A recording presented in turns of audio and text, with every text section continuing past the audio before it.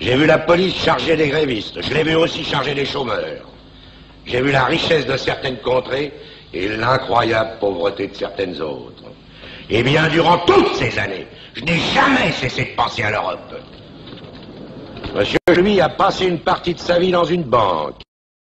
À y penser aussi. Nous ne parlons forcément pas de la même Europe. Tout le monde parle de l'Europe. Mais c'est sur la manière de faire cette Europe que l'on ne s'entend plus. C'est sur les principes essentiels que l'on s'oppose. Et ce projet, je peux d'avance vous en dénoncer le principe. La constitution de trusts horizontaux et verticaux et de groupes de pression qui maintiendront sous leur contrôle non seulement les produits du travail, mais les travailleurs eux-mêmes. On ne vous demandera plus, messieurs, de soutenir un ministère, mais d'appuyer un gigantesque conseil d'administration. Si cette assemblée avait conscience de son rôle, elle repousserait cette Europe des maîtres de forge et des compagnies pétrolières. Cette Europe qui a l'étrange particularité de vouloir se situer au-delà des mers, c'est-à-dire partout, sauf en Europe. Il me paraît assez délicat. J'attendais cette protestation.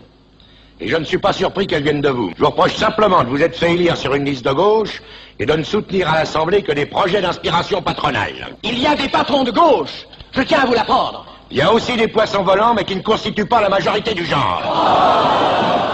La politique, messieurs, devrait être une vocation. Je suis sûr qu'elle l'est pour certains d'entre vous, mais pour le plus grand nombre, elle est un métier. Un métier qui ne rapporte pas aussi vite que beaucoup le souhaiteraient et qui nécessite de grosses mises de fonds. Une campagne électorale coûte cher. Mais pour certaines grosses sociétés, c'est un placement amortissable en 4 ans. Et pour peu que le protégé se hisse à la présidence du Conseil, alors là, le placement devient inespéré. Les financiers d'autrefois achetaient des mines à Djelitzer ou à Zoa. Eh bien, ceux d'aujourd'hui ont compris qu'il valait mieux régner à Matignon que dans l'Oubangui, et que de fabriquer un député coûtait moins cher que de dédommager un Rouennais.